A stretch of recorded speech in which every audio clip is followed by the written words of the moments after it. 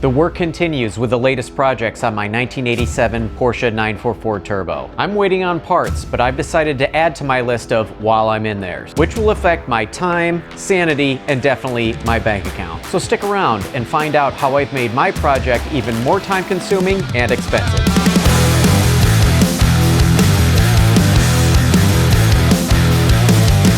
Welcome back and Happy New Year. Happy New Year to you too. I am starting off 2026 by digging myself into an even bigger hole with this project on my 1987 Porsche 944 Turbo. So it is currently New Year's Day or evening on New Year's Day, and I am still waiting for parts. But I have also decided that because I have come this far, I may dig myself even deeper and start on a much bigger and even more expensive project. So the original goal with that AOS was to try to remove the top cap with it still mounted to the side of the engine block. And once I discovered that that was not going to be a possibility, I started to disassemble all of the components to remove the turbo so that I could pull the AOS off of the block. Then I discovered that because I have an aftermarket downpipe, I had enough clearance to be able to remove the AOS without pulling the turbo. However, you may have seen that I ended up breaking the top of the AOS when I tried to remove that top cap. It's a difficult job and very few have been successful, so I broke it and ended up having to order a new one from 944 online.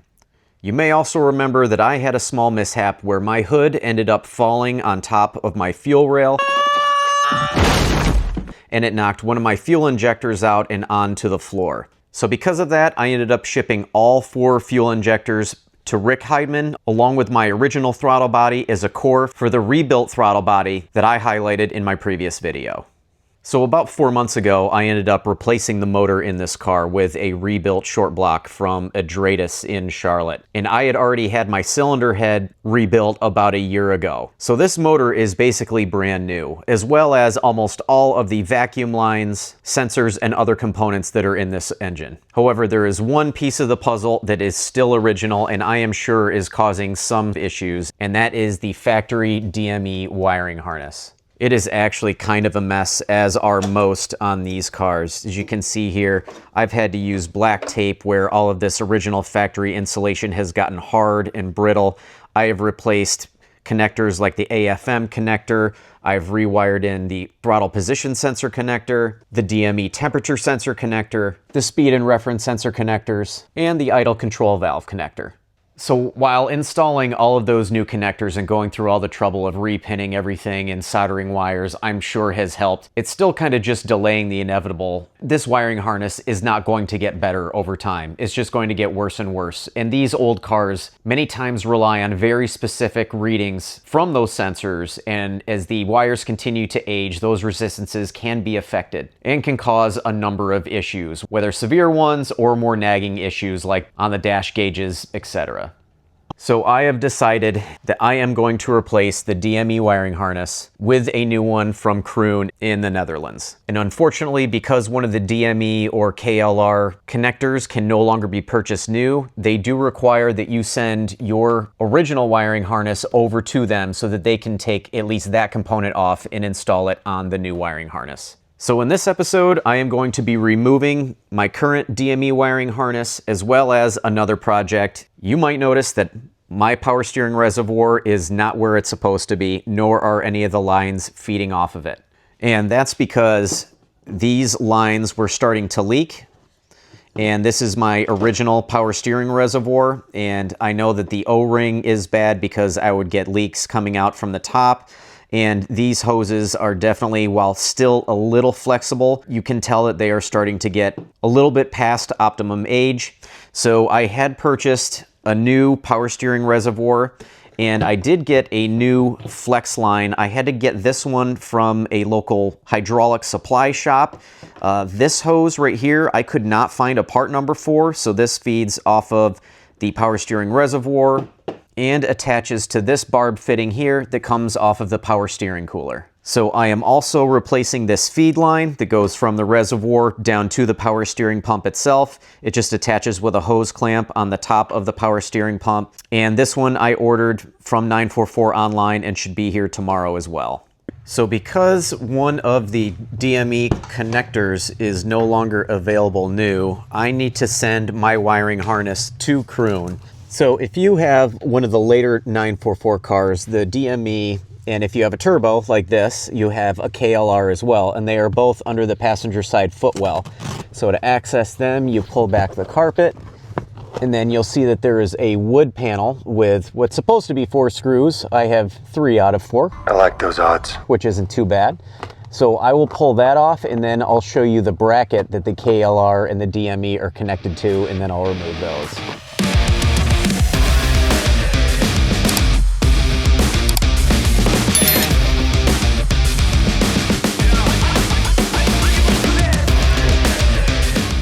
Now that I have that wood piece taken off, I need to remove the bracket that houses the DME and the KLR. And they're just held on by these plastic screws, one on each corner. There's normally 4, but I'm missing these 2 bottom ones, and it's still pretty sturdy. So I'm gonna get those removed, and we'll pull this back and get the connectors off of the DME and KLR, and then figure out what else I need to do in order to fish it out through the firewall. Okay, here the DME and KLR are disconnected, and I have the 2 connectors sitting here. So this is for the KLR and this is for the DME, and they run through the firewall up under here. So at this point I just need to see what other connections there are. I believe there's one that goes to the altitude sensor, and there might be another one, but once I get those disconnected, I can start pulling it up through the firewall and then get it out of the engine bay. So I ended up taking out the DME and the KLR. I set them over here so you can see they're outside of the car. Now I had spliced this line. Normally on the KLR, it takes a manifold pressure reading from the intake manifold, and this comes directly from a port on the intake manifold. I had put a splice in because I have a T-fitting that goes to my aftermarket boost gauge that is on the A-pillar, so this actually makes it a little bit easier. This is a tiny screw with a very tiny crush washer, so I was just able to pull apart that junction right there, and I can pull this whole assembly out. And that gives me a lot more room up underneath to see what needs to be disconnected. And I think I have everything out. This plug was weird to me. The last car that I removed one of these wiring harnesses on was an 86. So it did not have this from what I remember. I believe this is for the airbag, because from what it seems like, it goes up to that airbag. So I was able to disconnect that, and I think I have one more wire that needs to be disconnected up behind here. So I'm gonna need to get myself up in and underneath this dash to see what's going on there. So wish me luck on that one. So now that I have everything disconnected in the footwell, it's time to turn my attention to the engine bay. So here is where the DME harness comes up through the firewall, through this grommet right here. So I do need to take care of some of these connectors and free up some room to be able to move around some wires and get everything disconnected. But I'm actually going to go under the car first because I have it up in its highest position on the quick jacks. So I'm going to get under and disconnect the oil level sender and the oil pressure sending unit wiring so that I can fish them up through, and they come through on this part of the harness. So when I get those done, I'll remove all of these clips, pull it up and out, and then I can start bringing the whole harness up into this part of the engine bay, and then focus on along the firewall where I have to disconnect at that box right there. So now I'll bring you all under the front passenger side of the car, and I can review a few things that need to be done. So let me try to get some light here. So the first thing I want to point out as I drop my wrenches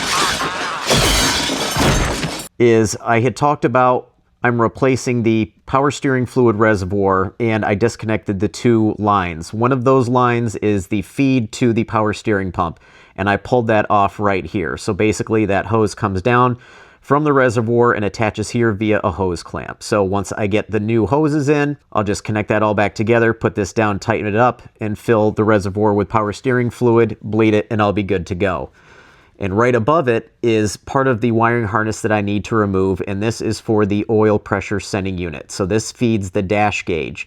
And if you watched one of my previous episodes, you'll see how I removed this and installed a new one. I had to basically remove the power steering pump to be able to get access to that, as well as drop the sway bar. So this is pretty simple. I'll just pull these boots off, I remove those, and I can fish that up to the top of the engine bay. And here you might see another wire, this yellow one here. I've got a zip tie on it holding it, but this comes over to the oil level sending unit on the side of the oil pan. This just pops on and off, so I've already popped it off. So I can basically cut this zip tie here and then fish it up through with these wires. So I'm gonna get these disconnected, and once I get it fished through to the top of the engine bay, I can lower the car down a little bit so that I can get better access to the firewall and start removing some of that wiring.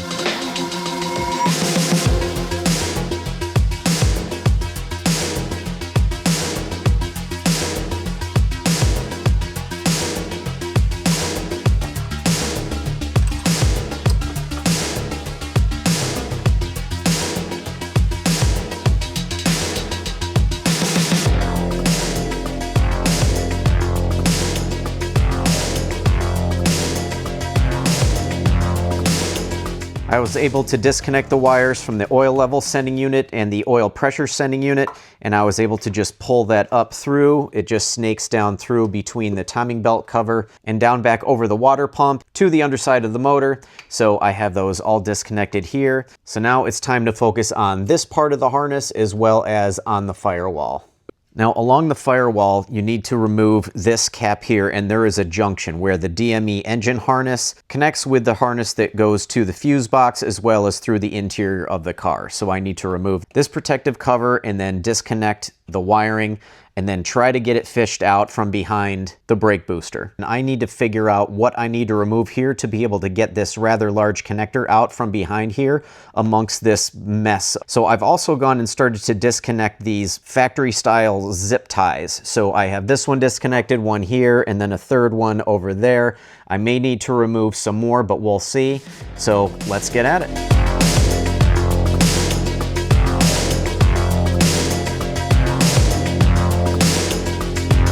So what I ended up doing was I pulled back this evap line, and that freed up a lot of room here along the firewall.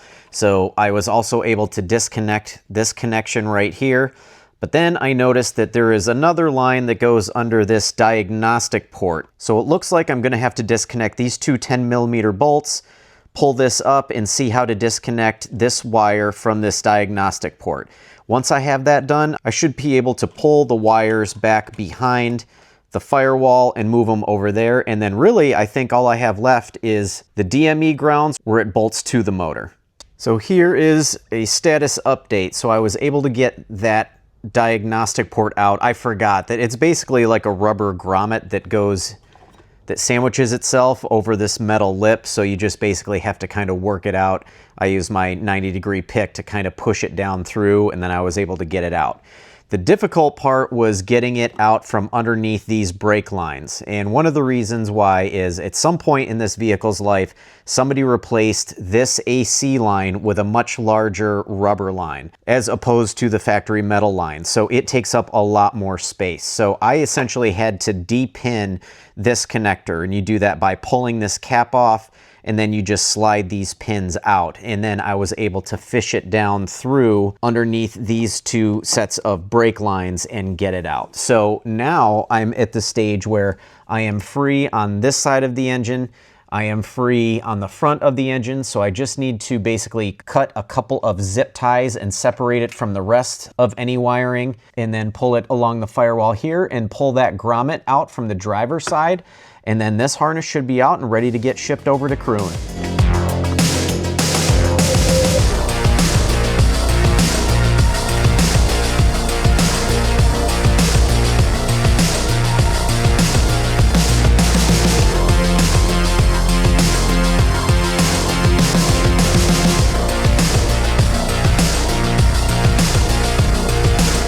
And there it is, folks. The DME wiring harness on a 1987 Porsche 944 Turbo. It was kind of a struggle getting it out. I can only imagine that getting it back in is probably going to be twice as difficult, but I am definitely going to take my time and make sure that everything is routed in a way that makes sense. As with probably most cars of this age, you never know what's gone on over the course of its lifetime, how things have been routed. There were a couple of things that made it a little bit more difficult to get out, like I had to add this Lindsay Racing harness for the speed and reference sensor because my original wiring was pretty much fried, so that added a little bit of wiring to have to pull out through that hole. In my previous experience, it is going to be rather difficult to get this grommet to sit properly within the firewall. It would have definitely made it much easier if I would have gone through this while the engine was out of the car, obviously, but it's not, and I will make do. But next step is for me to box this up and send it over to the Netherlands so that they can get going on making my brand new wiring harness. So the wiring harness is out. That was kind of a bear of a job to get done, but it's done. So like I said before, I now have to box up that wiring harness, send it over to Kroon, and they are going to reuse the KLR connector that has to go onto the new wiring harness because those are no longer available new. So unfortunately, that kind of limits the amount of things that I can do on this car. And since I should be getting this new hose tomorrow, that means I can install it on my new power steering reservoir, and that is something that I should be able to get back in the car. My new air oil separator should be coming in tomorrow as well. However, I do not want to put it in before I get the new wiring harness in because that would just make it 10 times more difficult. I'm going to hold off on reinstalling that until I get my new wiring harness in. One day later. So it's the next evening, and unfortunately, the only thing I've received is the new power steering hose. I did splurge a little bit and purchase a new genuine Porsche hose as opposed to the cheaper aftermarket option. Since I want to have as much room for the new wiring harness routing underneath the car, I'm just going to temporarily mock up the new power steering reservoir with the new hoses into their general positions. So after I install the new wiring harness, it's only a matter of tightening down some hose clamps, filling the reservoir, and bleeding the system.